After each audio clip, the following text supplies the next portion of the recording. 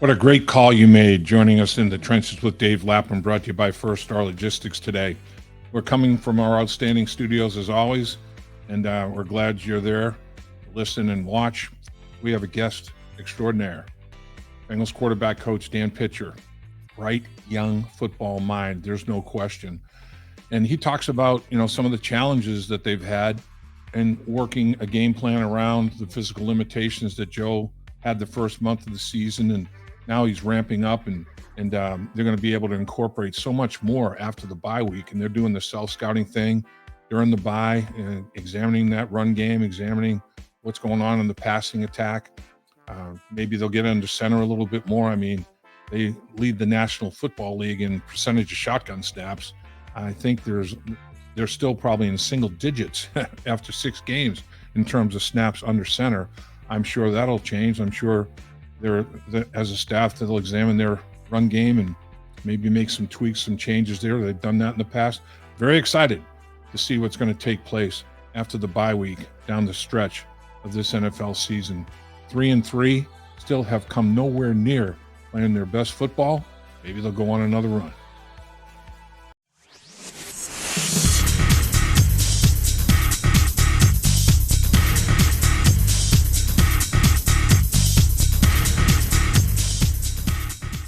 We appreciate you taking time to join us in the trenches with Dave Lapham, brought to you by First Star Logistics, because we got a very special guest.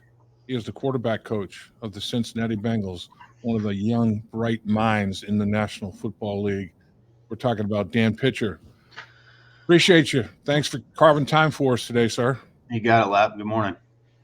So, offensively, first 2 drives right down the football field. Boy, boom, boom, 2 touchdowns. 2 red zone executed touchdowns. That ended up being huge in this football game, the way the defense played in the red zone, allowing only 1 touchdown and 5 red zone opportunities for the opponent, the Seattle Seahawks. Getting those 2 touchdowns right away was big, and playing with a lead. You score to tie the football game up, then take a lead, and playing with a lead during the course of the football game. You get off to a good start. What was working so well in the early stages of the football game for you? Yeah, it was a really good start. I just thought we were really efficient. The ball was getting out of our hand quickly and accurately, and guys were, maximizing their opportunities with it once they had it. And, we had a nice rhythm established early in that game, and it's a shame that we weren't able to maintain it. But like you mentioned, scoring twice early, I think kind of, dictated a little bit how the bulk of that game went. And like I said, just unfortunate that we couldn't carry that momentum through the entirety of the game. I guess the age-old question, off to a start like that, and then, it just goes the other way. Is it adjustments that they made? Is it lack of execution on your end? Is it a combination of both? What do you think took place there? I think we just left a lot of opportunity out there. I think that's across the board. I think that's players, coaches, and we all own that. And there was definitely a chance to continue to make plays in that game, and we just weren't able to do it. So, we look hard at ourselves. Where there's no harsher critic than the people in this building, and so we'll get that right and be able to maintain that positive start and carry it through games moving forward. It's the National Football League. Everybody's good. There's no doubt about it. The Seahawks, I mean, this is a division, a playoff-worthy football team. They're going to be battling the 49ers in that division. I mean, there's no question they have a good defensive football team. You've played Baltimore. You've played Cleveland. Look what Cleveland did to San Francisco. I mean, you've played a lot of good defensive football teams. That's always a factor. But like you say, there's meat on the bone that has been left on the bone, I guess, that you need to take better advantage of. Yeah, there is, and they're a very good team. They've got some talented pieces in that secondary. They're big, they're physical, they're fast. They're really kind of starting to be built back in the image that allowed them to have all that great success 10, 15 years ago, Legion of Boom type deal. And they do it great. They know how to coach defense, and they play super hard. So a lot of the credit does go to them. It's our job to counter what the challenges they pose. And we started the game doing that, and we weren't able to finish the game doing that. But thankfully, our defense played amazing, made critical stops at critical times, and was able to pick us up. Noticed in the running game, they are maybe amongst a league leader in terms of movement and stunts and twists and everything. As having played the offensive line, that's not easy when you have a lot of moving targets going on, trying to anchor that running game a little bit. That's a challenge, isn't it? Sure, I think that's one of the biggest challenges for our guys up front is being able, one, to anticipate those things, and then, from our standpoint, as we build a plan, is if we can anticipate them, well, how do we avoid them altogether if that's possible? And it's never going to be 100% deal. They're always, they can call whatever they want at any given time. But certainly the movement on the D line poses a challenge in the run game schematically, and just being able to physically execute the combinations up front that we need. So they pose all sorts of challenges. It's our job to meet them, and we'll just keep getting better at that. The first 4 games of the season, Joe was very stationary, and understandably so. The last couple of games, looks like he's feeling more and more comfortable testing, the calf with movement. And I mean, the tight pirouette move, he had one. I was like, oh baby, and then hurdling people. I'm like, oh man, here we go. But it looks like that calf is getting better and better. But how big a challenge was it to, like, okay, well, this is probably not as good to include in the game plan, although we'd like to because of the medical situation of our quarterback. And, we're a shotgun team, but we'd like to get under center a little bit more in some instances, but, we don't really want to do that and have him have to reverse pivot and do all this movement and that sort of thing. How tough was it to game plan around the medical issues that Joe was dealing with? I think every week when you show up on Monday, there's going to be issues, and every team has them, right? And so no matter what they are, whether they're health related or just matchup related, it's all about crafting a plan with those in mind. And so how hard was it? I mean, sure, at times it's difficult, but it's what we're called to do. It's what we have to do. And thankfully we have a roster full of talented players, playmakers, that have shown to be that over the last 2.5, 3 seasons. And so we just got to figure out a way to get it done. It sounds like hard-headed coach speak, but it's true. That's where we've found ourselves, and we've figured it out 3 times, and we didn't figure it out 3 times. And we know in the grand scheme of things, that's not good enough. But we've put ourselves in a position these last couple of weeks to be able to play ourselves to where we want to go. And so that's, as we sit here on the bye week, we figure out what's the best way to do that. And we're going to do that. Like you said, this offense, it's not a bottom of the league offense like in some categories that it is right now. That's not this Cincinnati Bengal offense. And yet you're still 3-3. And here's the bye week. And your quarterback is ramping up in terms of feeling good. You can maybe start to incorporate some of the things you spent the whole off season saying, man, can't wait to try this, can't wait to try that. Well, haven't been able to do those things necessarily. So this bye week, I think it comes at a very opportune time with the timing of Joe feeling better. And now he has another, 2 weeks before he has to go out there and test it again against the San Francisco 49ers in terms of day-to-day, getting better every day. I just think that, man, this football team has not played a complete game yet. All 3 phases, offense, defense, special teams, playing at a really, really good level. And when it happens, whew, watch out, could be another run. I just think that it's kind of setting up for, here's another explosive situation for this football team. Wouldn't be surprised they go on a few in a row here.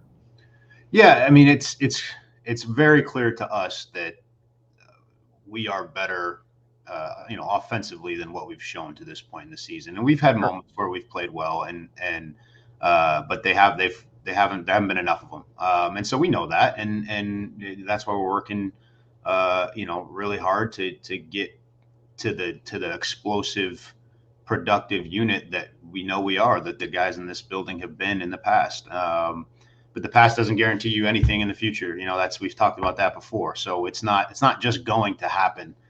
We have to make it happen. And Right. I think the bye comes at a good time for us to be able to take a step back and chart that path forward, knowing that we have all the people we need to get it done. That's the fun part, is that this is not a situation where we sit here and we wonder how can we make it happen? Do we have enough? Well, we know we have enough, and that's what makes this exciting, is that everything is still in front of us, but we gotta go do it. It's not gonna just fall in our laps. So that's what we're working on doing. Your quarterback showing the mental and physical toughness to continue to play through the calf problem, and that's no joke. I mean, calf injuries are tricky, to say the least. Then T. Higgins has a rib issue. Trent Irwin steps up, their career best 8 catches.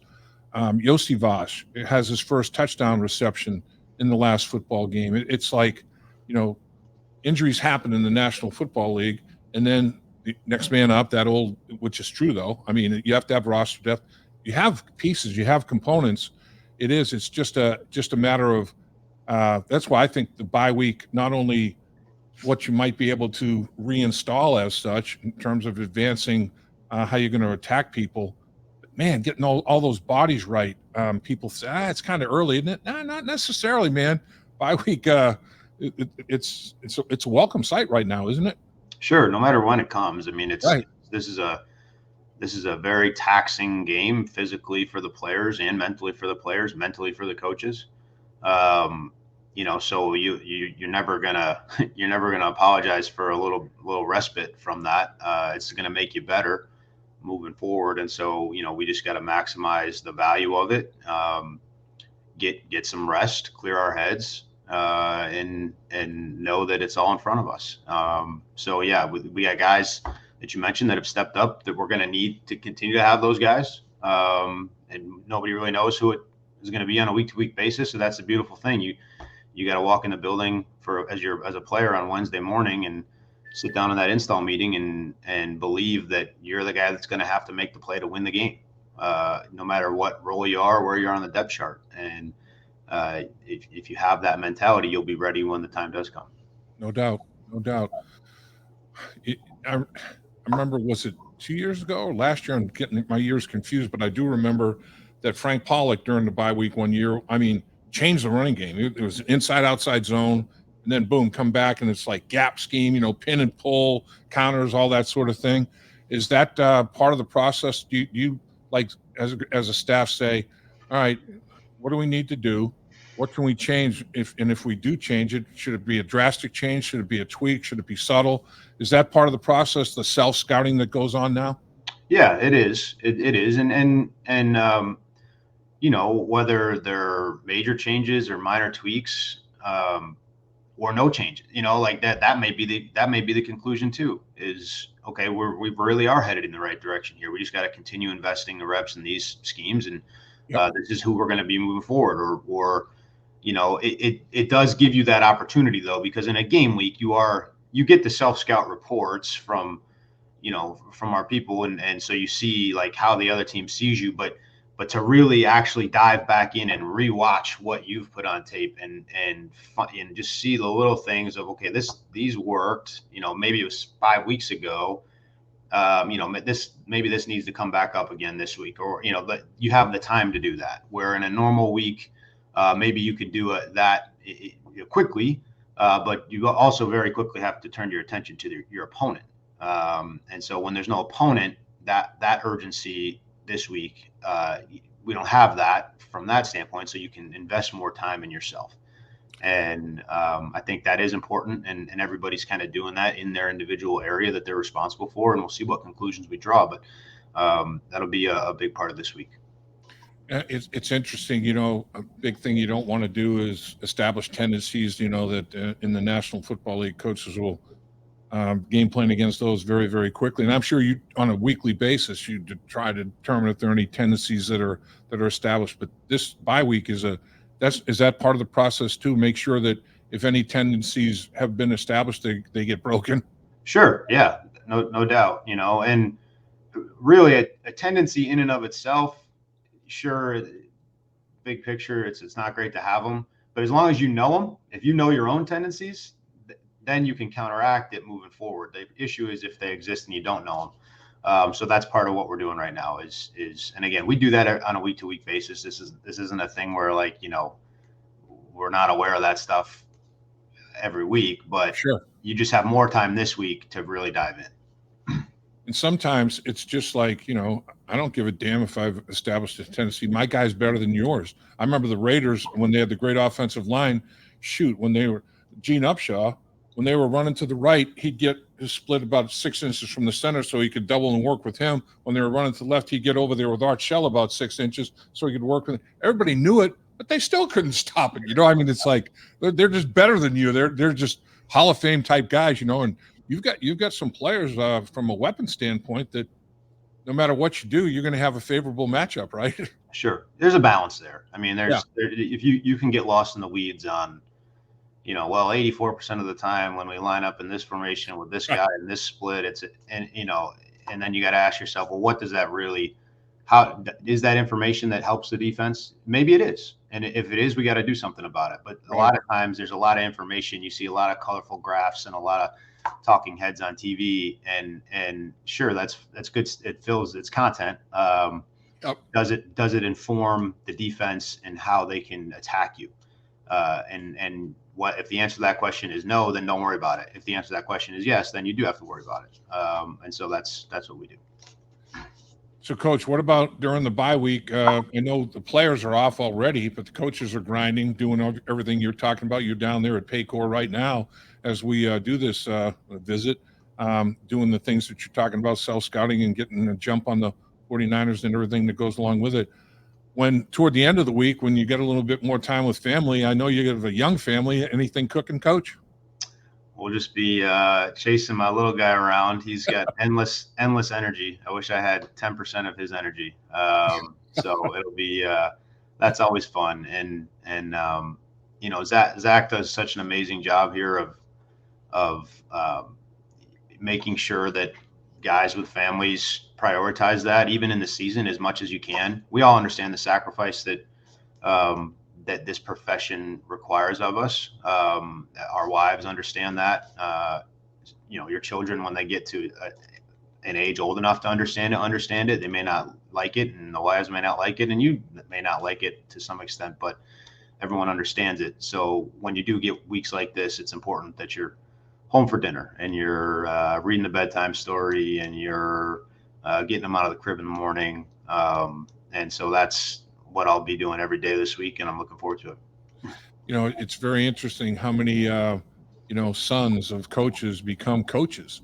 And to me, that's an indicator that that particular family handled it right. Because if it was something that caused issues and there were daily problems and arguments, and the kids would probably say, I don't want to do this, and cause these kind of things when I'm an adult and married or whatever. But if it's handled right and you have a great wife, and coaches' wives are unbelievable, there's no question about it, and put it, make the environment a pleasant one, as pleasant as possible.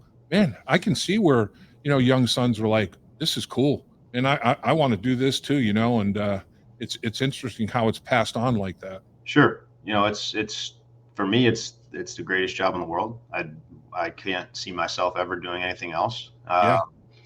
And part of that is because of the experience I've had working for really good people who care about the person, understand how important this job is that we do, and the expectations that are on us, and what the organization expects of us, and all those things are important, and they matter. But being a good husband and a good dad, and that'll always come first. And hopefully, if Oliver wants to follow in his dad's footsteps, hopefully I set a great example for him. Yeah, that's a no-brainer. You are definitely doing that. That's Dan Pitcher in a nutshell right there, setting a good example for everybody. Talk about the 49ers a little bit. I know you're, in the process of studying them, and I know you're in the early stages of that process, but I know they're good. I mean, they were undefeated until Cleveland knocked them off. I kind of wish that, although I guess it's a great win. It's a great win for the division and everything, but I wish they hadn't lost until the next couple of weeks down the road when the Bengals knock them off. But at any rate, what do you see when you throw on 49er tape defensively? Really good. I mean, just across the board. Defensive line's excellent. They make life hard on you running the football. They get after the passer. They're sound in the back end. I mean, there's a reason why they have the success that they have. I mean, offensively, obviously, they're present a tremendous challenge, and then on defense, that is the same. So, like you said, I'm kind of in the I'm a little bit more in the self-scout phase right now than I am in the San Francisco mode, and so I'll learn more and more about them as the week progresses. But I know we got our hands full, and I know our guys will come back on Monday and be ready for that challenge, and they will have their hands full with us. So it's going to be a good game. And the biggest variable, like we've always talked about, is the injury variable. Like Bengals quarterback Joe Burrow dealing with it, and during the course of that football game, McCaffrey, had a problem with a muscle in the rib area. Deebo Samuel with a shoulder problem. I mean, you start losing components and pieces like that. Roster depth's one thing, but those guys are big time players, and then all of a sudden it's a lot different dynamic for a young quarterback when those components aren't there. It's like, man, this is a different deal. Sure. That's a great example of problems are universal in this league, right? Yep. Everyone's dealing with something. So you can't for a second feel sorry for yourself or say, well, why us? It's like, well, everyone's got something going on. So I'm sure, knowing the caliber of those two players and how tough they are, if they're able to play, I'm sure they'll be out there, and I'm sure they'll present a challenge to our defense that our defense will be ready for. So it'll be a fun game. San Francisco plays on Monday night, and then they have a short week, but they're home. They're home on the West Coast, and West Coast trips. I remember, people out of the building as such. Oh man, West Coast trips, all those time zones. But players, I mean, when you go, you just go and deal with what you have to deal with. You just go play when you are playing and coaching and all that sort of thing. I mean, if you let it, it can become a massive issue. Right. But if you don't, it's no big deal. Right. 100%. I mean, that's the mindset, really. When presented with any type of adversity or something out of the ordinary, it's right. Sure, if you spend a whole lot of time thinking about it and worrying about it, then it's going to be something that is worth worrying about. But if you just look at here's the itinerary, I got to show up for the bus at this time, and I get on the plane, and the plane lands when it lands, and I get to the hotel when I get to the hotel, and that's the life we live. It's what we do. So, we just had one. We just went to Arizona, and that we did what we needed to do to win that one, and so we'll approach it with the same mindset heading to San Francisco. Yeah, I had friends that played in Seattle during the playing career, and they'd be like, "Yeah, you guys complain about an hour, a 2-hour plane flight, anything over 2 hours. We don't have any flights from the up north, way up there in the Northwest, man. Anytime we go on the road, it's a massive trip, so it's no big deal. I mean, it's just par for the course here in Seattle, and that's true. I mean, it's like you play the hand you're dealt, man. That's life in the NFL, right? And we're actually pretty fortunate being located kind of centrally, in terms of the travel time. So, we're not complaining. We'll be ready to go. Just tell us where to play, and we'll be ready to go. Love it. Appreciate your time, Coach. Good stuff as always. Yep, you got it. I'm really looking forward to the second half plus of the season after the bye, and to see all the additional things that you guys are going to come up with. But as the old saying goes, keep it simple, stupid, right? I mean, don't overcomplicate things, right? That's the beauty of it. It's we're excited too, and we'll come up with a great plan. And at the end of the day, it's just about letting your great players go do what they're supposed to do. So when you look at it that way, it's not that complicated. Yeah, I mean, at every level, high school, college, National Football League, the best coaches that I ever saw and worked with, they put their players in positions to let them excel, Yeah. show their strengths, show what they're about. And players appreciate the heck out of that, man. I mean, there's nothing better than that. When you guys come up with schematics, it's like, hey, this emphasizes your best trait, man. This go showcase yourself. That's what it's all about. It really is. That's all we're trying to do here, man. That's it. Just let those guys go do what they do. All righty, sir. All right, Lap. Have a great day. You too, man. Take care. Appreciate you. Talk again soon. Yes, sir. Dave Lapham here, and every day I am grateful for my experience to have played professional football. As a player, I realized self-motivation, leadership, and appreciating your teammates are key. At First Star Logistics, you can use those same attributes to create the life you want for you and your family. Build your future by working hard like I did. You'll see results both on and off the field. Call First Star Logistics today and be part of our winning team. Opportunity knocking.